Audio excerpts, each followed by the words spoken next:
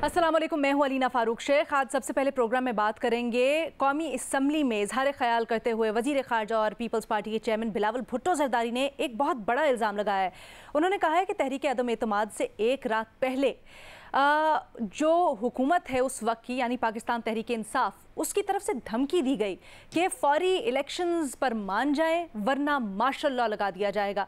उन्होंने कहा कि ये धमकी पाकिस्तान तहरीक इंसाफ के उस वक्त के एक वज़ीर ने उनके साथी को दी, जो उन तक कम्युनिकेट की गई। अब अपने तज्ज़ियाकारों के लिए हमारा सवाल कुछ यूँ कि PTI क़यादत की PDM को मार्शल लॉ लगाने की धमकी की वजह क्या थी? ओपन ऑप्शन है हमारे एनालिस्ट के पास। आज पैनल पे हमें ज्वाइन कर रहे हैं बेनज़ीर शाह साहबा, अथर काज़मी साहब, इरशाद भट्टी साहब हमारे साथ हैं, शहजाद इकबाल साहब हमें ज्वाइन कर रहे हैं और मज़ज़ अब्बास साहब भी हमें ज्वाइन किए हुए हैं। इरशाद भट्टी साहब, आपसे सबसे पहले शुरू करना चाहूँगी ये सवाल। आप तो दारुल हुकूमत में उस वक्त बैठे थे, बड़ी खबरें भी होंगी आपके पास सर। मैडम शेख, बदकिस्मती या खुशकिस्मती से इस तरह की खबरें नहीं हैं, वैसे तो बहुत सारी खबरें हैं। और मैडम शेख, यकीन करें, अब इन लोगों की बातों पर ना यकीन करने को दिल करता है, ना दिल करता है कि इन पर कोई तबसरा किया जाए।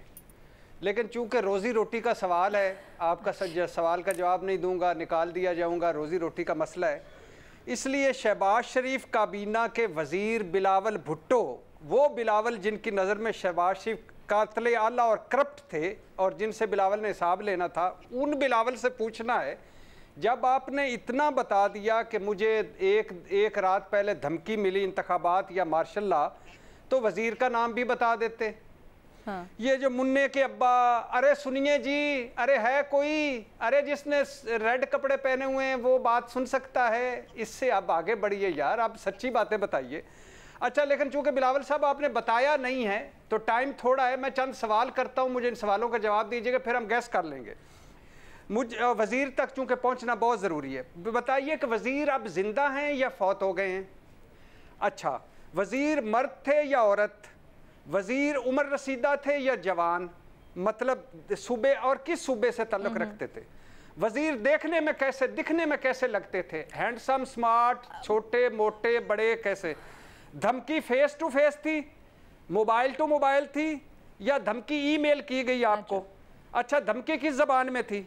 धमकी जी जब दी गई इस वक्त आप सो रहे थे या जाग रहे थे, बैठे हुए थे या खड़े हुए थे? ठीक है भट्टी साहब, धमकी देते वक्त वज़ीर मुस्कुरा रहा था। आई एम श्योर इतनी भी मजबूरी नहीं है आपकी कि आप सवाल का जवाब नहीं देना, आप वैसे कह दें कि मैं नहीं मानता बिलावल भुट्टो ज़रदारी ने जो इल्जाम लगाया है, आगे नो ऑप्शन। मैं आपके जवाब को मान के आगे बढ़ जाऊंगी। नो ऑप्शन नहीं, नो ऑप्शन नहीं, नो ऑप्शन नहीं, नो ऑप्शन नहीं, मैं ऑप्शन ले रहा हूँ, ऑप्शन ले रहा हूँ। क्या ऑप्शन? मैं सिर्फ आखिरी उनसे आखिरी सवाल पूछ रहा हूँ कि वज़ीर मुस्कुरा रहा था धमकी देते वक्त, ज़ेरे लब मुस्कुरा रहा था, गुस्से में था या गुस्से की अदाकारी कर रहा था? मेरा ख्याल है इसका लिख लें कि हमारे बिलावल साहब को, जिनको अब डराने की कोशिश कर रहा था, मेरा ये ऑप्शन था। अच्छा है ऑप्शन, मैं ये ले रहा हूँ। बेनज़ीर भट्टी साहब समझते हैं बिलावल साहब को पर्सनली कोई डराने की कोशिश कर रहा था? जी अलीना, पहले तो ये एक नॉन सीरियस इशू नहीं है, ये बहुत एक सीरियस इशू है कि एक धमकी दी गई मार्शल लॉ की। मुझे बात प्लीज मुकम्मल करने दीजिएगा भट्टी साहब, मैंने आपको इंटरप्ट नहीं किया, आप प्लीज मुझे ना। बिल्कुल सही बात है। और क्योंकि ये जो खबरें जो आज बिलावल भुट्टो ज़रदारी साहब ने, जो आज मैं बात कर सकती हूँ, बेनज़ीर प्लीज आप कंप्लीट कीजिए। जो आज बिलावल भुट्टो ज़रदारी साहब ने नेशनल असेंबली में बात कही, वो कुछ इंटरनेशनल पब्लिकेशंस में भी और मीडिया में भी ये बात चल रही थी। हमने भी पिछले महीने ये खबरें पढ़ी और एक अखबार में नहीं, 2-3 अखबारों में ये खबर आई थी, तो इस किस्म की खबरें पहले भी चल रही थी। अच्छा, अब ये धमकी क्यों दी PTI ने, जो आपका सवाल है, उसका बड़ा सिंपल सा जवाब है ये कि इमरान खान साहब इक़्तिदार में रहने के लिए कुछ भी कर सकते हैं, और वो उन्होंने उसका एतराफ़ भी कर दिया है। आप जब उन्होंने कहा कि जो साबिक DG ISI है, मैं तो उनको तब्दील भी नहीं करना चाहता था, क्योंकि मुझे अंदाज़ा था कि मेरे खिलाफ वोट ऑफ नो कॉन्फिडेंस आने लगा है, और वो मेरे आइज़ एंड ईयर्स थे। और उनका जो एक रूल है वो वही रूल है जो ट्रंप का था कि मैं जो भी कर सकता हूँ मैं करूँगा इक़्तिदार में रहने के लिए, और मैं इक़्तिदार में रहने के लिए खान साहब कुछ भी कर सकते हैं, इस वजह से हो सकता है मुमकिन है धमकी लगाई गई और उसकी शवाहिद भी मिलते हैं। छोटी सी चीज़ है लीना, क्योंकि भट्टी साहब ने मुझे बात अपनी मुकम्मल नहीं करने दी, क्योंकि भट्टी साहब कह रहे हैं कि बिलावल भुट्टो ज़रदारी ने नाम नहीं लिया उस मिनिस्टर का जिन्होंने ये मैसेज भेजा। तो ज़रदारी साहब तो ये कह रहे हैं कि आप एक हाई लेवल पार्लियामेंट्री कमेटी बनाएं और इसकी तहकीकात करें। तो वो तो वहाँ पे तो नाम आ जाएगा सामने। तो वो तो कह रहे हैं आप इसकी तहकीकात करें जो आइन शिकनी हुई 3 अप्रैल को और 9 अप्रैल को और 10 अप्रैल को। ठीक है, दोनों पॉइंट्स को आगे लेके जाते हैं। अतहर, आपकी क्या राय है इसके ऊपर? देखिए, वो असल में बिलावल साहब ने पूरी बात शेयर नहीं की ना। उन्होंने धमकी ये दी थी कि हम मार्शाला लगाएंगे और साथ साथ ये भी बताया था कि मार्शाला एडमिनिस्ट्रेटर उस्मान बुजदार होंगे। प्रॉब्लम ये है कि आप बार बार कहते रहे कि फौज न्यूट्रल है, फौज इस वक्त कुछ नहीं कर रही, तो इमरान खान इक्तदार में रहने के लिए मार्शाला लगवाएगा? क्या फिर इमरान खान किस तरह इक़्तिदार में रहेंगे? अगर फौज कुछ कर नहीं रही थी, खुद पीडीएम बार बार कह रही थी कि फौज का किसी किस्म का इस तरह का मूड नहीं है, तो फिर इमरान खान ने क्या वापडा से मार्शाला लगवा के हुक्मरान रहना था? अगर मार्शाला आ जाता तो इमरान खान की हुकूमत तो ऑटोमेटिकली खत्म हो जाती। तो ये कहना कि वो इसलिए मार्शाला लगवाना चाहते थे कि वो अपने इक़्तिदार को बचाना चाहते थे, तो मेरे ख्याल में ये तो एड अप नहीं होता। जहां तक ये ताल्लुक है कि अभी उन्होंने क्यों इस तरह की बात की, मसला ये है कि इस वक्त इन लोगों का ज़मीर कर रहा है मलामत, और जो हालात हैं वो आपको भी पता है कि सऊदी अरब में जो हुआ वो तो आपने देखा ही। लंदन के अंदर भी ये लोग जो इजलास कर रहे हैं वो भी अवाम से छुपा के रखा हुआ है कि हम कहाँ पे मिल रहे हैं, अवाम को नहीं पता। तो ये अवाम इस वजह से इस किस्म की बातें कर रहे हैं, इसलिए कि कोई ना कोई तो बयानिया इन्होंने बनाया। अतहर कहते हैं ये अपनी हिचकिचाहट मिटाने के लिए, और जो इनको अब अंदाजा हो गया कि इन लोगों ने अपने साथ क्या कर लिया है, ये सब कुछ मिटिगेट करने के लिए अब इस तरह के बयान दे रहे हैं। इमरान खान को इससे क्या हासिल होगा अगर मार्शल लॉ आ जाता तो?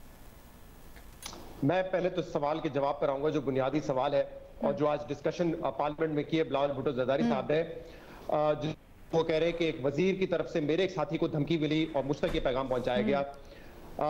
जिस वजीर का वो जिक्र कर रहे हैं, अब जो साबिक वजीर है, उन्होंने मुझे खुद बताया था, अलीना ये ऑन रिकॉर्ड मैं कह रहा हूं कि उन्होंने मुझे खुद बताया था कि हमने ये मैसेज कन्वे कर दिया है पीपल्स पार्टी को। और मैंने ये पूछा था उनसे, क्या आपने डायरेक्टली बिलावल भुट्टो जरदारी को या आसिफ अली जरदारी को कम्युनिकेट किया है? तो उन्होंने कहा नहीं, एक साथी के थ्रू हमने ये कम्युनिकेट किया है। लेकिन उन्होंने ये लफ्ज नहीं इस्तेमाल किया था कि हमने धमकी दी है मार्शल लॉ की। हमने उनको कन्वे किया है कि ये कॉन्सिक्वेंसेस हो सकते हैं अगर आप वोट ऑफ नो कॉन्फिडेंस से पीछे ना हटे। जिस पर मेरा उनसे ये सवाल था कि एक सिविलियन हुकूमत तो मार्शल लॉ नहीं लगा सकती, ना आपके एस्टेब्लिशमेंट से ऐसे ताल्लुकात हैं कि आपके कहने पे एस्टेब्लिशमेंट मार्शल लॉ लगाएगी। तो मेरा जो इस पर एक ओपिनियन, अब मेरी राय ये है, जब मैंने उनसे ये डिस्कशन की और उन्होंने मुझे बताया कि मैसेज कन्वे किया है, ऐसा लगता है कि उस वक्त पाकिस्तान तहरीक इंसाफ या जो हुकूमत थी उस वक्त की, वो ये मैसेजिंग करना चाह रही थी पीपल्स पार्टी को कि हालात बहुत नाजुक है, हालात बड़े खतरनाक है, और अगर आप इलेक्शन पे नहीं मानते हो, वोट ऑफ नो कॉन्फिडेंस से पीछे नहीं हटते, तो फिर मामला कुछ भी हो सकता है, एस्टेब्लिशमेंट कुछ भी कर सकती है। मेरे ख्याल से एक डराने की कोशिश कह लें आप इसको, ये एक मैसेज कन्वे करने की कोशिश थी। लेकिन उस वक्त बिलावल भुट्टो जरदारी साहब हो या दीगर पार्टीज जो पीडीएम का हिस्सा थी, उनको ये मालूम था कि इस वक्त हुकूमत के कहने पे एस्टेब्लिशमेंट कोई ऐसा कदम नहीं उठाने जाएगी, और ना ही कोई ऐसी सिचुएशन डेवलप करने की हुकूमत को, उस वक्त की हुकूमत को यानी कि पीटीआई को इजाजत होगी कि कोई कियोस वाली सिचुएशन हो जिससे मामला जो है वो मार्शल लॉ की तरफ जाए। तो मेरे ख्याल से मैसेज कन्वे किया गया था, क्योंकि जिसने मैसेज भेजा था उन्होंने मुझे खुद बताया है, नाम मैं ऑब्वियसली नहीं ले सकूंगा, जब आप जर्नलिस्ट के तौर पे बात करते हैं तो ऑब्वियसली आपको कुछ चीजें खुफिया रखनी पड़ती हैं। मेरे ख्याल से बिलावल भुट्टो साहब के जो साथी हैं जिन्होंने बिलावल साहब को मैसेज कन्वे किया है, उन्होंने भी ये कहा होगा कि आप मेरा नाम बीच में ना डालें, वो खैर उनकी मर्जी है। बट चलिए, नाम हम नहीं लेते, इशारों के रानों में बात कर लेते। शहजाद, लेकिन वो मर्द थी या खातून थी? क्या सिर्फ एक मैसेज था उनको डराने के लिए? ये इस पे आप अपना कंक्लूजन खुद ड्रॉ कर सकते हैं। शहजाद, इस तरह के हालात हों तो ये तो जर्नल चिट चैट होती है ना कि अगर हालात गए, हम बहरान की तरफ गए तो मार्शाल्लाह लग सकता है, इस तरह की बातें तो आम होती हैं। अच्छा, इसमें जिस शख्स को मैसेज गया था उनसे भी कंफर्म किया गया है। उन्होंने कहा पहले जब मुझे ये मैसेज आया तो मैंने कोई जवाब नहीं दिया, मैं समझा कि एक नॉन सीरियस सी बात है, मजाक ही कर रहे हैं, जैसे भी अतहर साहब कह रहे हैं कि चिट चैट होती रहती है और आपस में दोस्तियां यारी भी होती है। लेकिन फिर दोबारा मैसेज किया गया कि अभी तक आपने रिप्लाई नहीं किया है, क्या हुआ है इस मैसेज का? तो फिर उन्होंने समझा कि यार ये तो शायद कोई संजीदा बात कर रहे हैं, फिर उन्होंने अपने चेयरमैन को ये मैसेज पहुंचाया था कि ये मेरे पास मैसेज आया, क्या जवाब देना है। अच्छा शहजाद, तो एक छोटी सी चीज है, क्योंकि आप प्रिवियन मामला के ये बता दें, वजीर का नाम, आप तो जर्नलिस्ट थे, लेकिन बिलावल ने क्यों नहीं बताया? सरकार ये थोड़ा सा बता दे। अलग बात है, लेकिन अलीना जो बड़े इंटरेस्टिंग सवाल पूछे हैं ना भट्टी साहब ने, उनके जवाब में भट्टी साहब को ऑफ द रिकॉर्ड में बता सकता हूं कि वो जो नक्शा पूछना चाह रहे थे कि कैसी शक्ल है उनकी, ऑन द रिकॉर्ड थोड़ी से बता देना। हायरार्की में पाकिस्तान तहरीक इंसाफ की कहां पर है वो? मर्द था औरत। भट्टी साहब के साथ मैं बात दिखने में कैसा लगता है? नहीं, ये फेयर नहीं है, ये फेयर नहीं है।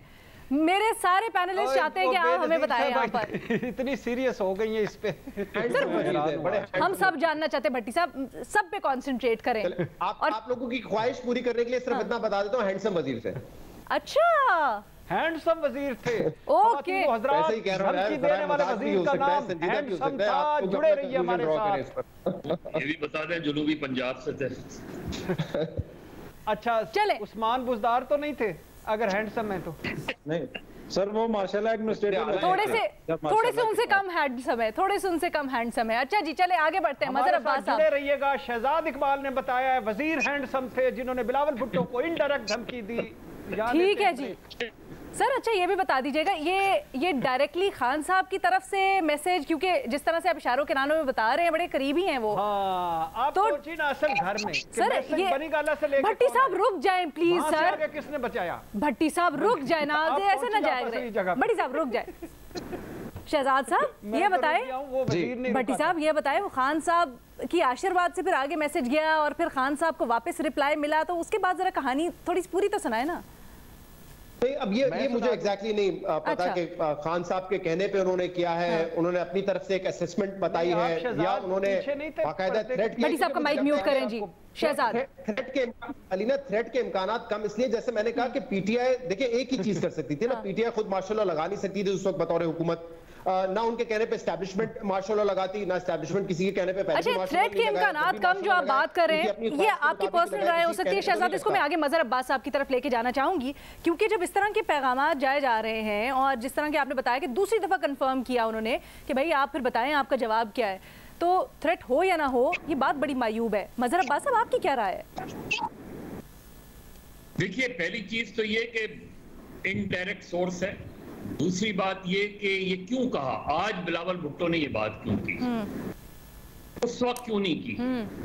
मुझे ये लगता है कि जो 9 अप्रैल को सूरत हाल थी उसमें हम आप सारे लोग ये गुफ्तगू कर रहे थे कि कहीं जुडिशल मार्शल लॉ तो नहीं लगने वाला, कहीं आर्टिकल 190 का इस्तेमाल तो नहीं हो जाएगा रात 12 बजे, क्योंकि आर्टिकल 190 के तहत सुप्रीम कोर्ट जो है वो आर्मी से कह सकती थी कि आप जो है वो अमल दरामद करवाएं उनके ऑर्डर पे। तो ये सारी चीजें जो हैं उस वक्त चल रही थी। मुझे ये लगता है कि आज बिलावल भुट्टो ने जब ये बात की है तो एक नैरेटिव बिल्ड हो रहा है, और वो नैरेटिव बिल्ड ये हो रहा है कि वॉशिंगटन, उस वक्त की ऑपोजिशन और एस्टैब्लिशमेंट, ये सब इमरान खान के खिलाफ जो है वो अदम एतमाद की तहरीक के पीछे थे। अब ये जो एक इसका काउंटर वो आ रहा है, वो ये आ रहा है कि नहीं ऐसा नहीं था, उस वक्त तो मार्शल लॉ लगने वाला था, उस वक्त तो मार्शल लॉ की खबरें आ रही थी। तो मुझे ये लगता है कि क्योंकि उस वक्त ये बात हुई थी तो आप उसके फौरन बाद भी ये बात हो सकती थी, 9 अप्रैल के बाद भी हो सकती थी, अदम एतमाद की तहरीक के पास होने लेकिन आपकी राय में मुझे एक आलमी साजिश का बयानिया है, आपकी राय में क्योंकि वो जोर पकड़ा है इसको काउंटर करने के लिए बिलावल भुट्टो जरदारी ने ये बात मंजर-ए-आम पर लेकर आए हैं। मुखालिफ बयानिया नजर आता है इसमें। ठीक है, मुखालिफ बयानिया नजर आता है। छोटी सी ब्रेक लेनी है जी हमने, फिर आते दूसरे सवाल के साथ वापस। हमारे तज्जियाकार पहले सवाल के जवाब में क्या कहते हैं आपने जाना। छोटी सी ब्रेक के बाद हाजिर होंगे।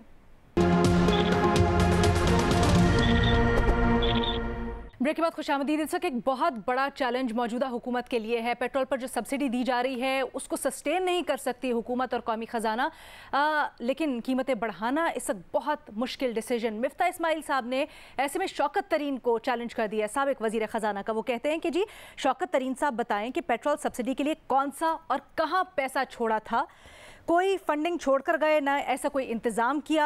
शौकत तरीन सच कौम को बताएं कि वो पेट्रोल पर सब्सिडी देने के खिलाफ थे, लेकिन इमरान खान ने उनको मजबूर किया। अब सवाल हमारा ये है कि क्या शौकत तरीन को ये चैलेंज कबूल करना चाहिए मिफ्ता इस्माइल का? शहजाद, पीटीआई को ज्वाइन करने से पहले या वजारत मिलने से पहले तो शौकत तरीन बड़ी खुल के दबंग बातें करते थे, क्या आपको लगता है कि अब वो आएंगे सामने और चैलेंज कबूल करेंगे?